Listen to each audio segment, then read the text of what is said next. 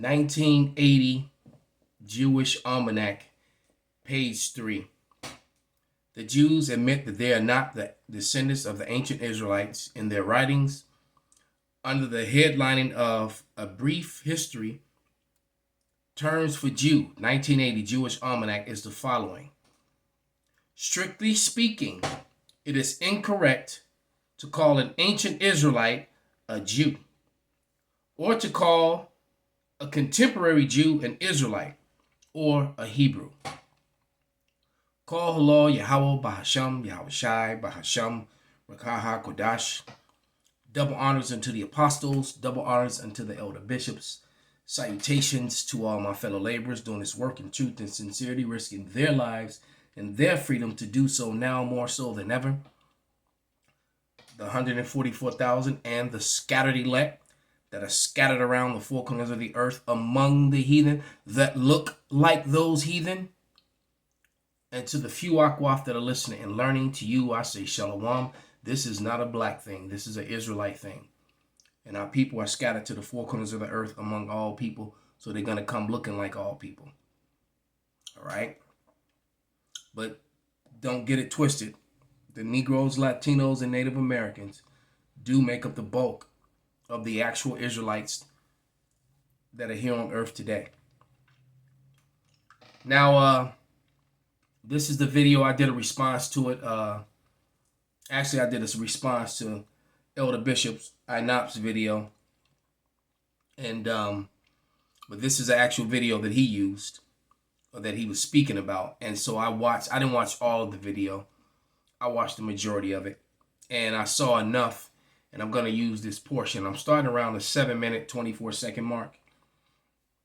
And you're going to hear this guy, you know, saying Israeli. The Israelites never referred to themselves as Israeli. All right. That's the modern day people. And their own Jewish almanac from 1980 and others, all right, tells you that it's incorrect to refer to them as Israelites because they are not. They are Jewish. All right. As a matter of fact, I'll read it again. This, you know, when you're speaking about, and this is coming from Jewish almanac, from Jewish scholars, from Jewish resources.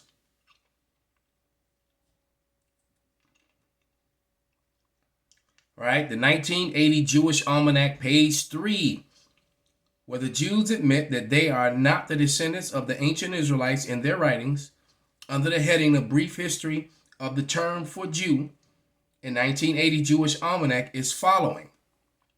Strictly speaking, it is incorrect to call an ancient Israelite a Jew or call a contemporary Jew an Israelite or Hebrew. Now, the truth of the matter is that they indeed are Hebrews because they really are of the line of Abraham.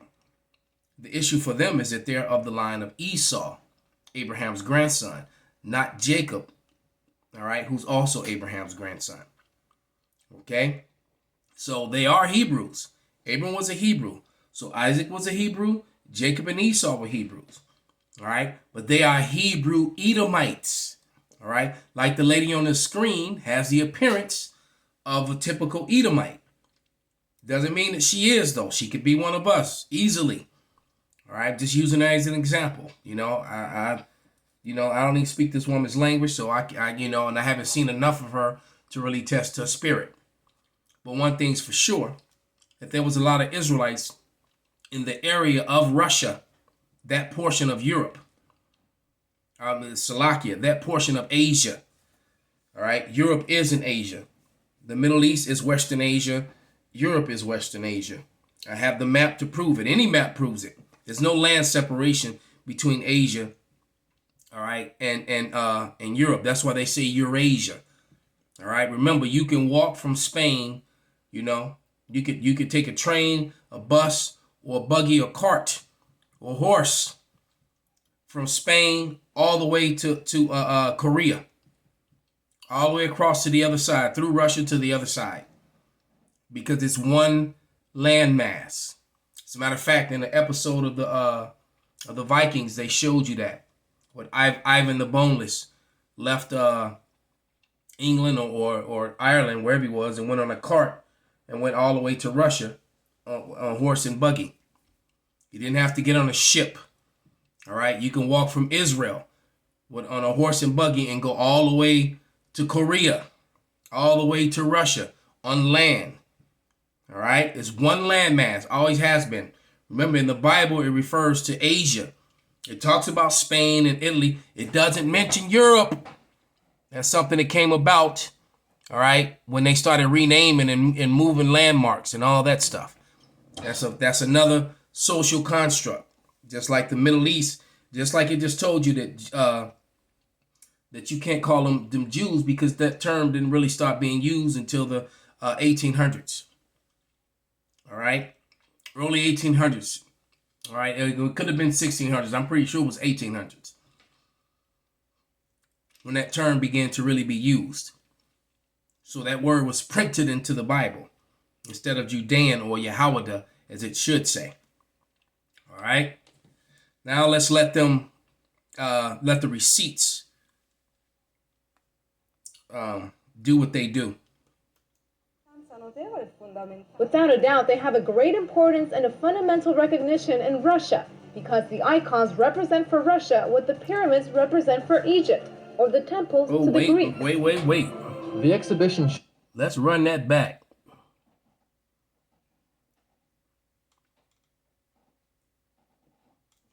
Inspirations of God through the hand.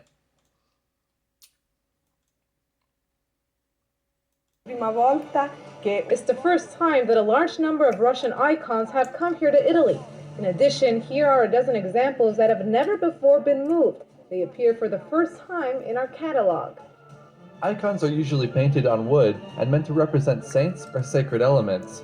The Orthodox tradition considers them as if they were the gospel, inspirations of God through the hand of the artist. Oh, I went back too far, Salakia. Their deep symbolism is reflected from the meaning. Here we go. Without a doubt, they have a great importance and a fundamental recognition in Russia because the icons represent for Russia what the pyramids represent. So there we go. These are the pyramids showing you Egyptians in Egypt. And this was unearthed. This particular one was unearthed about 4 or 5 years ago. And it was a 5,000-year-old tomb. This story aired on a bunch of Western Asia news platforms, and even one in America. So I actually had images of this in my phone for years. Probably around 2019 or 20. Somewhere around that time, this was unearthed. And what you see is you do not see, remember, Moses was mistaken for an Egyptian. Paul was mistaken for an Egyptian. The Lord and his mother and father hid among the Egyptians.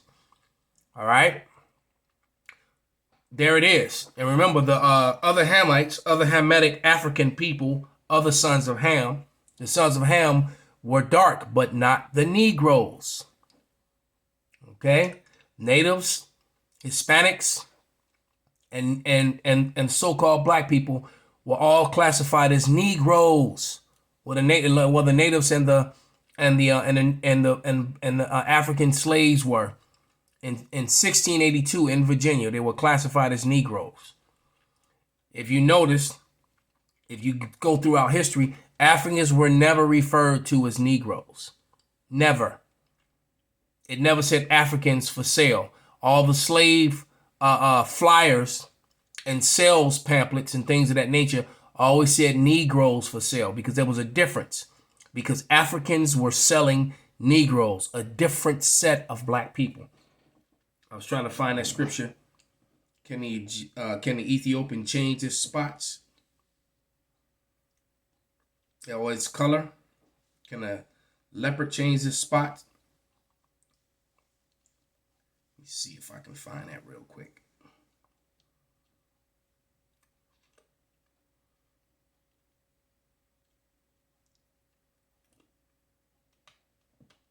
Can't think of where that is right now. So, you know what? Someone can put that up on a comment board. All right? Because the Ethiopians were Hamites, which in complete, well, you know what the Ethiopian looks like today. Ethiopians are sons of Ham.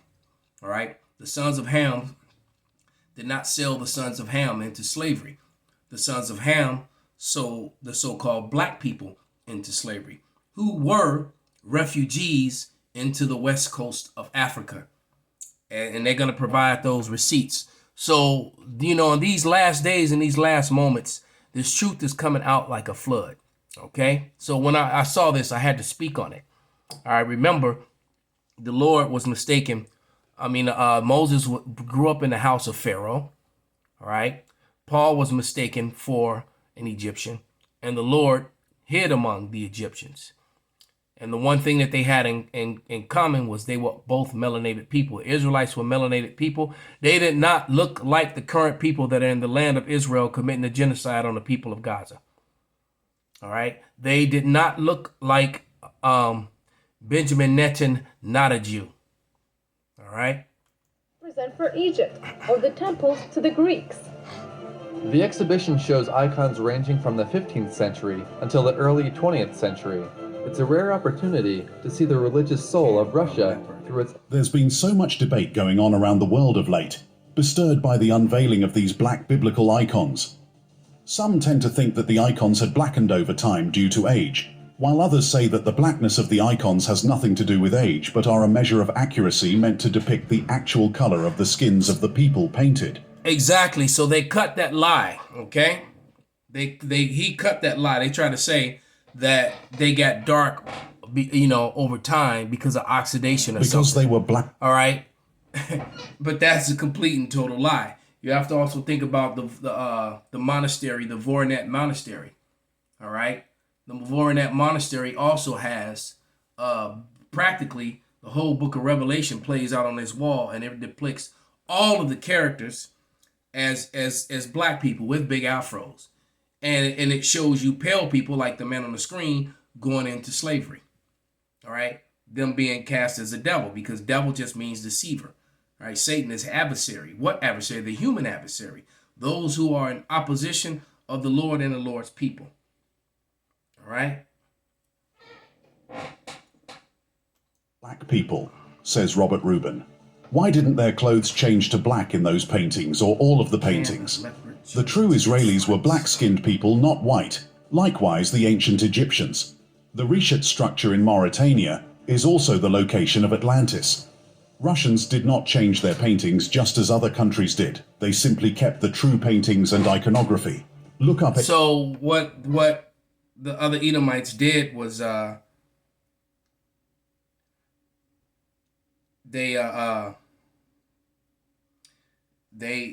they committed what you call iconoclasm. They began to repaint the images in their own likeness. Let's grab that in First Maccabees 3:48. And just for more context, we'll start at 46. It says, wherefore the Israelites assembled themselves together and came to Mizpah over against Jerusalem, for Mizpah was a place where they prayed aforetime in Israel. You have to remember the Israelites had just driven the Maccabees, the Levites of the kingdom of Judah had just driven the Edomites out of Jerusalem, all right, and got Hebron back from them. Okay. Actually, they got Hebron later because that's when that's when John Hyrcanus did the forced conversion, made the so-called white people follow the law, statutes, and commandments, and that's where this whole Jewish thing comes from. All right, it says, then they fasted that day and put on sackcloth and cast ashes upon their heads and rent their clothes and laid open the book of the law, wherein the heathen sought to paint the likeness of their images. So they started this even in the ancient world, but they were able to finish it and complete it, this fabrication, this fraud, and come the time of the Renaissance. So let's go back a little bit to where this guy comes on the scene. Age. While others say that the blackness of the icons has nothing to do with age, but are a measure of accuracy meant to depict the actual color of the skins of the people painted. Because they were black people, says Robert Rubin. Why didn't their clothes change to black in those paintings, or all of the paintings? The true Israelis were black-skinned people, not white. Israelites, not Israelis. Israelites. That term is a modern term. The ancient Egyptians. The Reshet structure in Mauritania is also the location of Atlantis. Russians did not change their paintings just as other countries did. They simply kept the true paintings and iconography. Look up ancient maps and you will see that the Kingdom of Judah was later located in West Africa. That's right. There's a map from 1783. I'm about 95% sure that it's from 1783, and it's a map called Negro Land, and it has a fort in Benin, is a Fort Judah, and they also have a Fort Levi. So and then that's also chronicled in From Babylon to Timbuktu, the book that was written by Rudolf R. Windsor, and he also gives you that account. And when Titus, when Titus did what he did in Jerusalem, many of the Israelites, the kingdom of Judah, fled west into Africa. All right, and they ended up settling in all those countries along the Niger River. All right, or what they call the Niger River. It was actually pronounced Niger. It wasn't Niger. It's not Niger. It's actually Nigger. I've proved it too many times. So when you want to argue with it, that's your own stupidity, your own pride. All right, because nigger didn't mean anything bad. It was no different from saying black or negro, or moreno. It was no different. It just was describing someone who was dark. The negative connotation was put on it during the time of slavery, and mainly here in the Americas. All right, that's when that negative connotation got put on the word. The word wasn't a negative word in its inception.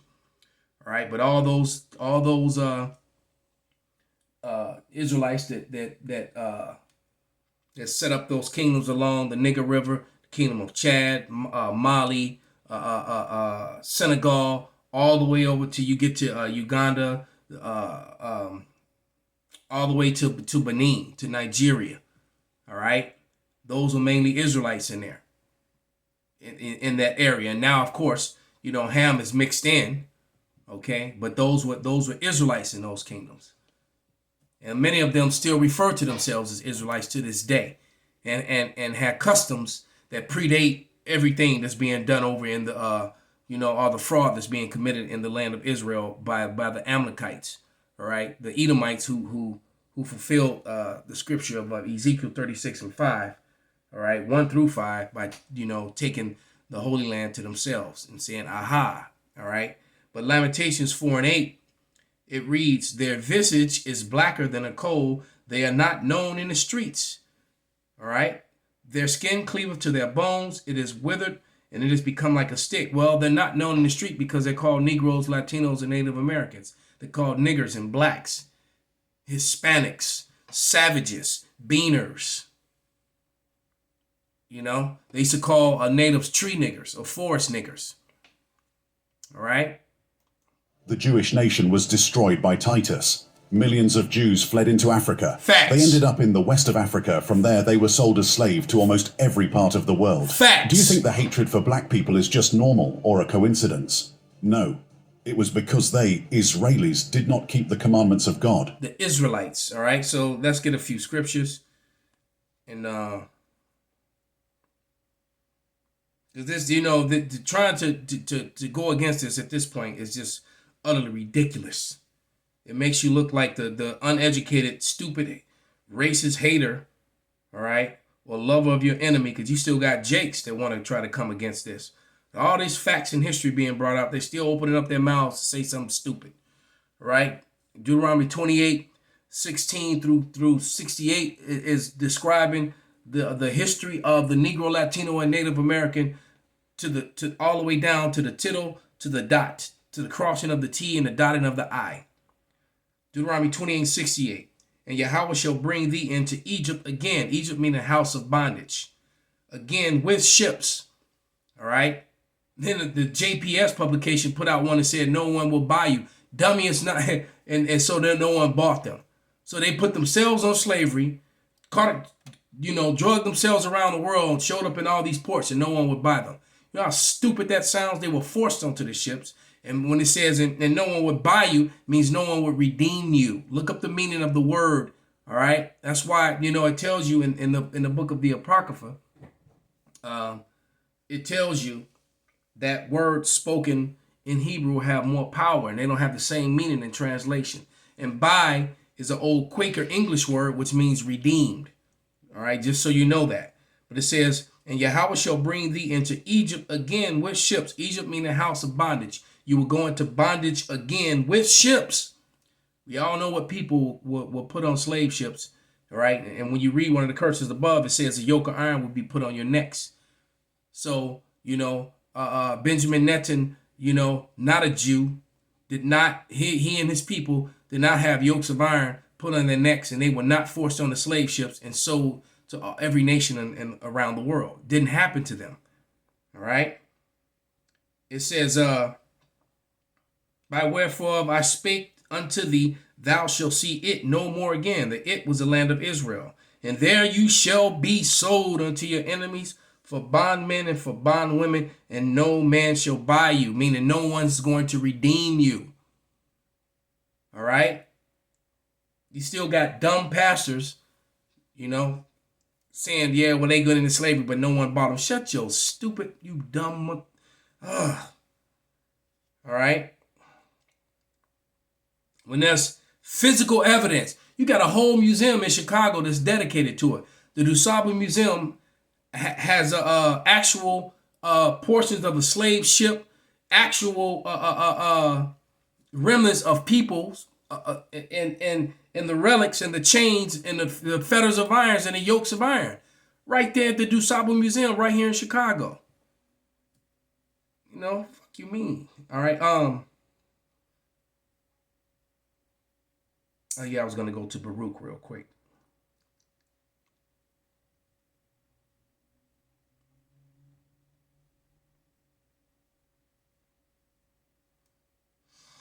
All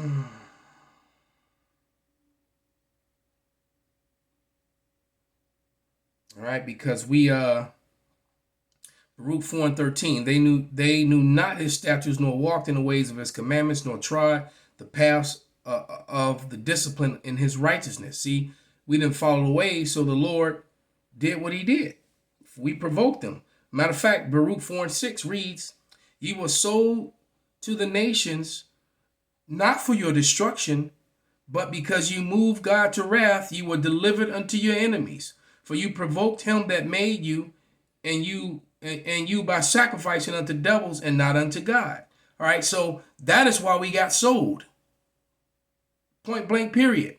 All right, we broke the contract with the Lord, and punishment for that was slavery. All right, this is Baruch 2:30. We'll finish with this. I started 29. I'm going to read all the way to the end, 35.